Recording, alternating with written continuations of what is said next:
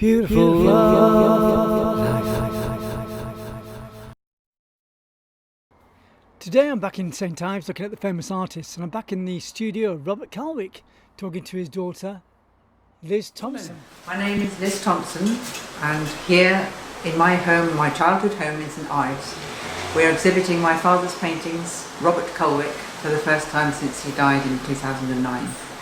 And we have a lovely body of work ranging from very, very old ones, which I'm familiar with from when I was very small, to all the way through his life really, because he exhibited in every exhibition in the Penwith Society of Arts in St Ives, but most of his work he kept to himself. He painted for himself, and his great love was to put himself into his paintings. And he always said to us, if you want to know me, know my paintings. Yeah. And you have to take the time to just be with a painting for a while, and then it'll start to speak to you.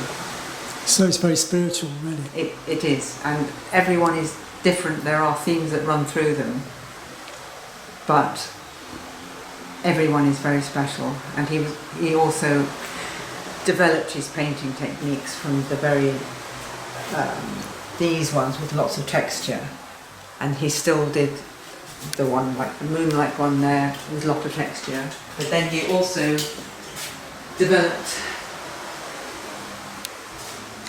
the ability to make really subtle colours with very fine glazes of art, of oil painting, and you just have to stand and look at them, and they're completely changed depending what light you get on them. So seeing these ones here in the dark with artificial light, and this one's shining because it's shining from the door with gold on and things. Very few of his paintings had gold. But once you look, you see it's gold, purple, black, dark. Just the subtle changes across it are fantastic. So what's this piece about? This one is a completely one-off one, and he used to hang it in our living room for a long time. And it evolved, I knew some of the evolvement of it. He was experimenting with dribbles, which, as you see, and this part here was a found object when polystyrene packaging was rare, and he found a bit and he stuck it on because his friend Ken Rowett, who lived up in Leeds, used to do long paintings with bits stuck on like bits of wood, and he used to exhibit with him at the Midland Art Group. So this piece of polystyrene was here for many years, and then we came back from school one day and it was gone, and he liked the effect where it was stuck on, so now he's calling it Moon Fragment Falling, which I think is very beautiful. And I think at that time is when the square came as well. Can we go into the other studio? Yes. That's right. Yes. It's a beautiful view looking out to sea. It brings everything into perspective, doesn't it? It is. He did most of his paintings at night because it was quiet then. Yeah. And he liked the dark and the silence of the night. And the poetic sound of the sea. The sound of the sea and no people. Yeah. But if you look at this one, once you know where he lived, this is the night sea. Yeah. With the night waves and the night sea and surf over on the far side with him. Yeah. Or not. If you didn't know that, you'd still think it was the sea. I would anyway. So what other pieces stand out in your head in here? This one. The most? This one, definitely. With the sound, with the background sound, it's fantastic, isn't it? Yeah.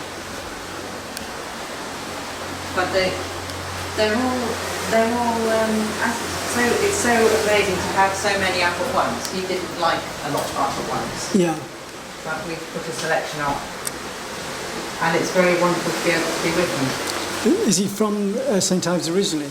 No, we moved down in 1967, which is a long time. So where was he before? Based in Strawberry Hill, Yeah. in London. Okay. Not London, Strawberry Hill. Strawberry Hill, he's always very insistent it was Strawberry Hill. Yeah. Are you an artist as well? I'm an artist. I take many photographs, and the idea is, yes, we can do drawings and paintings, but the life kind of gets in the way. Yeah. And we've just started to experiment with clay, which is great fun. So this is only 3 months work really. Okay. And and again they're developing.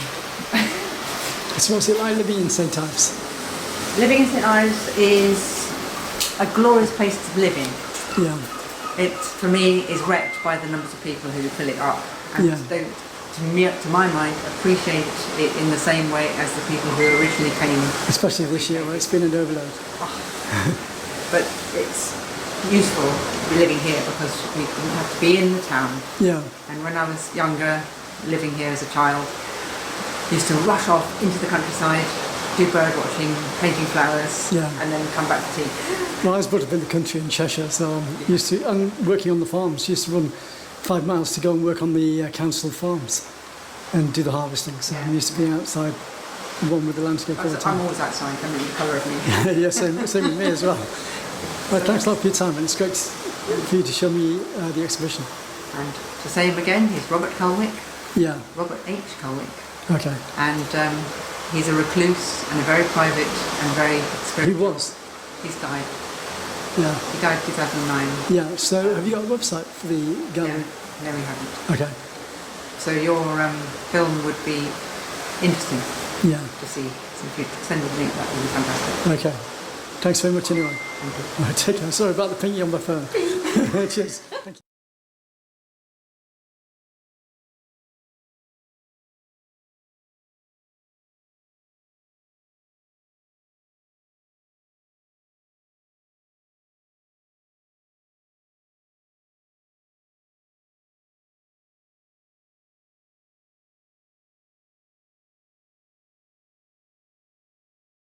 I've just come into your open studio as part of St Ives Art Week. Yes. And what's your name? My name's Sally McAbe. Shall I take my mask off? Yes, please. Cheerio. It's your, All right, thank you. It's your studio, so it's your choice. Yes, okay.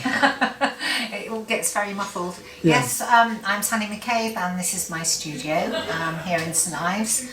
And it's actually been pretty good for me this year because I took the lease on for this during lockdown in February. Yeah. And so I had the luxury of a couple of months to get it really sorted out how I wanted it to be so I can work and paint up bits of furniture. So everything's very much in my signature colourways. Yeah. And since lockdown lifted, it's been quite phenomenal. In 20 years, I've never known it be quite so busy with people actively coming in, seeking, wanting to buy original paintings. And it's not just me, it's been across the board as well. And it's a bubble that will probably burst, but it's been a very busy year. And so, which is quite inspiring. It makes you want to keep painting, to keep up with demand, but also, although the ideas that have sort of been backing up during lockdown when I couldn't really paint properly, now there's a reason to actually want to do that. So it's been very positive, it's been great. Where does your style come from? I come originally from Oxfordshire, and we moved here to St Ives in 2000, so I've been here just over 20 years. And what, if it's not a silly question to ask, what were you down to St Ives? It was a complete fluke. We lived in Woodstock in Oxfordshire, had done for 18 years. So you're quite bohemian then?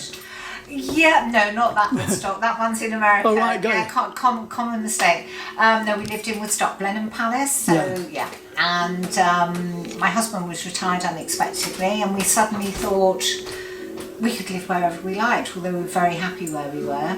And although we'd been to St Ives for a day trip and seen it at its worst, the harbour, lots and lots of people, we had booked to come here on holiday just a couple of months after John had been retired on health grounds, to stay in my friend's cottage. She just bought one here. So all the way down with our children and my mum, I was saying, I know we're thinking of moving, but we don't know Cornwall, it's too cut off, there's no IKEA, as there wasn't in those days. It's not so cut off, you've got the main line to London. You've got to have the priorities in life. But anyway, we came down for the week's holiday, not knowing it. We went home we bought a house and my mum had bought a house. Yeah. And we moved 3 months later. Nice one. So, unlike a lot of people I meet who say, oh, I've been coming since I was a child, I'd love to move here one day, we just moved on the spur of the moment, and we love it. And when did you define your style of art? I'm self-taught largely, Yeah. so I always wanted to do art, but was told it wasn't a proper job. I'm of that generation. Yeah. So my working life for a while when I was younger was I worked as a PA and had wonderful jobs working for maverick people in London, New York and various places. Glamorous. And then came back to Oxfordshire to get married and was always starting really with textile work, which is kind of where my roots were, but over the years more and more paper came into it and paint. Yeah. And when we moved here, I decided I didn't feel any need for textiles anymore. I just wanted to paint. But there's always been a textured surface to my work. There's a bluey grey style to your work, isn't there? There's a lot of texture in there, a lot of ply papers. I collect and forage all sorts of things which get in. Can you show me something close up if that's all right? Yeah, this is a really good example. This one round here. This is not in the blue greys, but the grey is very much just my colour scheme. Can it be a tungsten overload with the camera? Okay, now this painting's called My Inspiration because, if it's all right to point, the piece of paper I've included, which is a piece of piano sheet music which was my dad's, is called My Inspiration. Yeah. And so I thought this is an excuse to actually put together a collection of things which I use a lot in my work or which sort of inspire me. So we've got rusty objects, we've got an very old penny, the main feature being this little book, and books and paper are so important to my work. I do book sculptures, I make books, so the book I was able to use. A vintage postcard from which is Italian. Venice appears in my work quite a lot. And then elements of nature. We've got honesty seeds, we've got pebbles, we've got bits of wood, we've got vintage buttons, linen buttons, which hark back to my textile roots. Yeah. And so it was put together as a compilation, totally abstract, but with lots of layered paint and papers. And so that very much sort of This is represents... an interesting one. Yes, now this... Is that supposed to look like a roll? It is, it's an old bobbin, and the reason for this is that a couple of years ago, having not stitched for 20 years, I decided I wanted to do hand stitching again. And so this is a fusion of stitched with, we've got some silk fabrics here, but we've also got paper which has been applied to the surface, and it does actually roll onto this vintage bobbin which I bought. So it can be displayed either rolled up or it can be actually loosened down. And then with the cockle shells, which limpet shells rather, which we find on the beach here, it's in 3 sections. So you have a canvas which has been painted more conventionally, and the printing box at the top. Nice one. Yeah, which is 3-dimensional art. yeah. So how long did it take you to define your style? It's kind of, I don't know, I think it's always been there and it just changes. Sometimes I want to work on a theme like Venice, sometimes I'm doing stylised flowers, sometimes it's purely abstract, using materials as they sort of speak to me as I'm doing it. But texture's always been important to me, and also this colour palette. And people think, oh, it's St Ives, it's the blues, the greys. But when I was a child living in Oxfordshire, which is as landlocked as you can get, I remember being taken to the knitting shop to choose some yarn to be taught to do crochet. And of all this wonderful array of colours, I chose a blue-grey ball of wool. And it's always been my favourite colour palette. Luckily now I live in St Ives, and yeah, it very much reflects what people see. But, How long have you had the studio in St Ives? this studio I've had since February, Yeah. taken on the lease. Before that, for 8 years, I was part of a collective just around the corner here, Back Road Artworks. Yeah.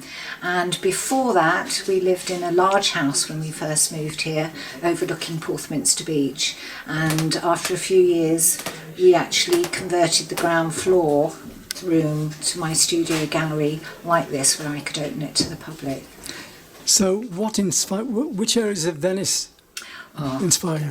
It's the architecture. Yeah. I love buildings. I either love very modern contemporary buildings or I love Gothic and old. And Venice, just to me, would be my chosen second home. Yeah. Like many people.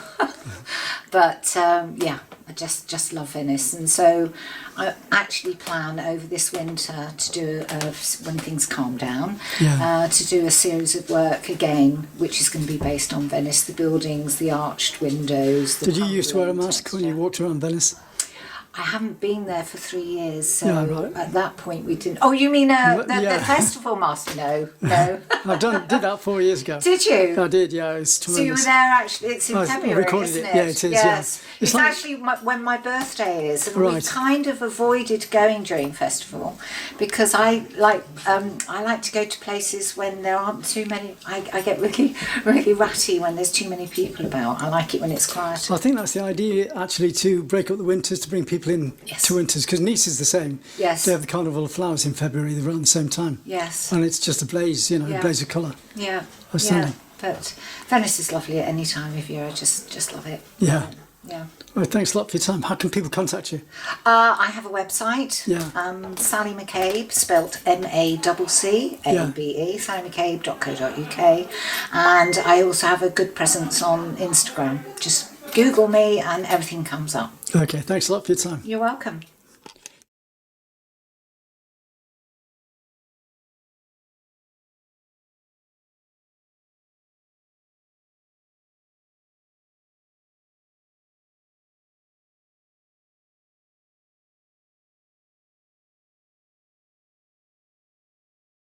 Ives, and I'm now meeting Rachael Kantaris for the first time. Hello, Rachael. How long have you had your gallery here? Studio. Sorry, your studio, yeah. Yeah, that's okay. I don't normally open to the public, so that's the difference with the gallery and the studio. So Oh, right, okay. today's an unusual day because it's open studios, which only happens once a year. Yeah. I've been here for about. Can I just go around the other side, because I'm getting you into that because of the lighting? Yeah, of course, yeah. I've been here for about 6 or 7 years, this one, but I've been studio hopping a lot, so I have a lot of experience of different studios. So, yeah. So how long have you been in St Ives? St Ives, I was brought up actually on the south coast of Cornwall, and then I came back about 20 odd years ago actually, and to St Ives, which is off on the north coast. Yeah. So both my parents live in Cornwall. So yeah. So it's got the southwest, the south and the west coast have got a great history in art, hasn't it? Yeah, absolutely. This studio itself, several quite well-known artists have had this studio or the one opposite. I run the printmaking workshop around the corner above the Penwith Gallery, and so many famous artists have worked there. Peter Lanyon used to run it as a school of painting, and Wilhelmina Barnes-Graham. Other very famous artists have worked there, Terry Frost and Patrick Heron, and yeah, everywhere you go. I recognise one of those famous Yeah, names. one of them. Yeah, if I just keep rambling on, you'll probably notice like one of the names. But yeah, they're all well known. All dead, unfortunately, but very recent St Ives history. But they're the ones that really brought St Ives to the forefront of the art scene, really. So how long have you been working in art? All my life, actually. I did my degree in art, and then I did a master's degree in printmaking, which is what I do, etching, and I run the print workshop. So and also painting. So yeah, all my life really, ever since I could first pick up a paintbrush, I've been painting and making art. In the digital world, printing's taking off again, isn't it? Yes, but the kind of printmaking I do, I don't know if you want to show the etchings, but they're handmade etchings, so they're nothing. Can you take us to the etchings then? Okay, Let's see what the lighting does in here at the same time. Yeah, there's some random. Oops. Oh, sorry. No, it's my fault. Oh, it's your art. Yeah, all the glazed work is actually etching, which I haven't got any etching plates here, but they're three plates that are inked up and then printed onto paper one after another, onto cotton paper. Yeah. And that one's got Japanese paper in it as well, embossed in. It's a very very laborious handmade process. Nothing to do with photographic, so printmaking and printing completely different. Yeah. So it's just another way of getting paint onto the paper. So Uh-huh. Yeah, it's very, and there's a little etching press there actually, so you can sort of see. This is a little monoprint, but yeah, this is I like the colours in that one. Yeah, thank you. Yeah, it's a little monoprint. Bit of silver. Yeah, and then the paintings are on canvas. So this is actually my painting studio. Yeah. So it's a really nice process for colour. And some of it's quite abstract, isn't it? Yeah, well, yes, apart from the figures that have crept in recently in these ones, which aren't quite finished, I usually work very much in abstract. It's very much about colour for me, and printmaking lends itself to that. Layers of different colours, and you can there's a whole language to it. It's endless, and yeah. So how did you get into printmaking? On my second year of my degree, I discovered the printmaking department, which in Brighton at the art school was on the top floor. It was very sociable next to the cafe. That's probably why I sort of initially went there. Beautiful view right over the sea from up there, and I just loved it. I just really loved it. It's like being a sculptor when you're working with the metal plates. Very open city as well now. Yeah. Which was a town in those days. Yeah, Brighton. yeah. It was it was just the right size, I think, busy and vibrant, and I was also doing performance. I was doing dance as well, so I was doing visual and performing art. So the Brighton Festival was really, very vibrant thing to be, not involved in, but yeah, it was just a lovely place to study. Yeah. But printmaking, I just love it because it's very, very sculptural, and as I say, it really is fantastic if you're a colourist. Yeah. So yeah, and then I paint as well. I've always painted alongside it, but I feel that I'm an etcher, really, or a printmaker first and foremost. So yeah, that's how I got Nice into one. it. Thanks a lot for your time. You're welcome. Take care.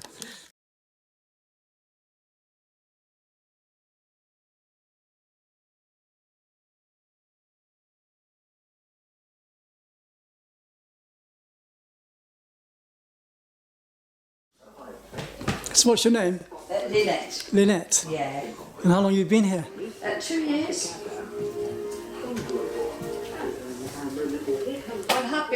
I was in another studio for 20 years. Yeah. But this is fairly new. Based in St Ives all the time. Oh yes.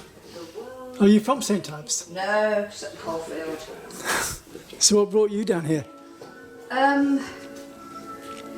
The art. Yeah. And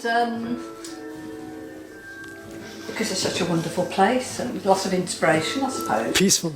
Yes, it's lovely. Yes, it's very nice. Yeah, I can see a lot of the textures of the water in your work. Yes, yes. And what's this piece about? That one? Well, that's called Monet's Garden. Right, okay. And it's just snippets from his garden all mixed up in abstract, Right. but trying to get the feel of it. Yes. So where is Monet's garden? Monet's garden? Givigny in France. Have you been there? No, I'd love to go.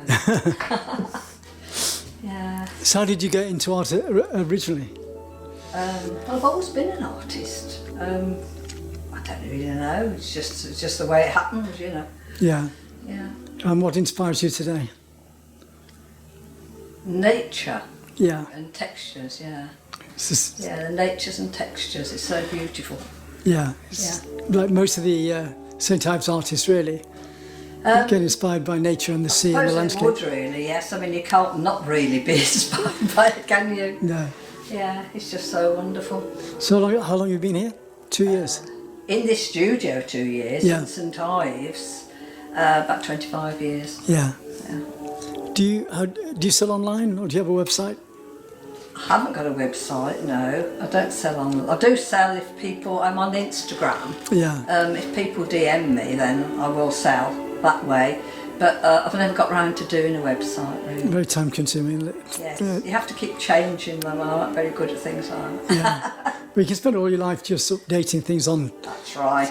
the internet, not doing any art. That's right. This is what matters, really. Yeah, exactly. Yeah. Being in the real world. Yes. Anyway, it's tremendous work. I like the textures. Oh, thank you. So how can people contact you? Sorry? How can people contact you? On Instagram, I suppose. DM me on Instagram or my email, I suppose. Yeah, can you give me your details again? Yes, Lynette Pierce at hotmail.co.uk. Thank you very much. And Instagram is Lynette Pierce Artist. Yeah. Okay, thanks for your time. Thank you.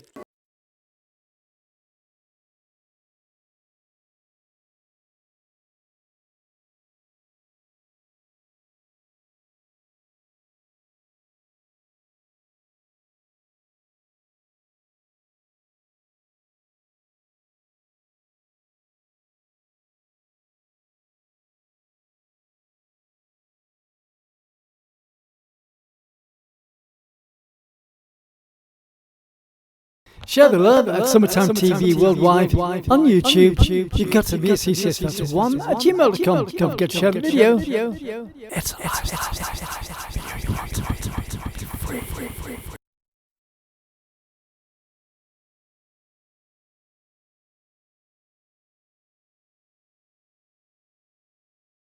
Share the love at Summertime TV Worldwide on YouTube. You've got to be a CCS1 at gmail.com. Don't forget to share the video. It's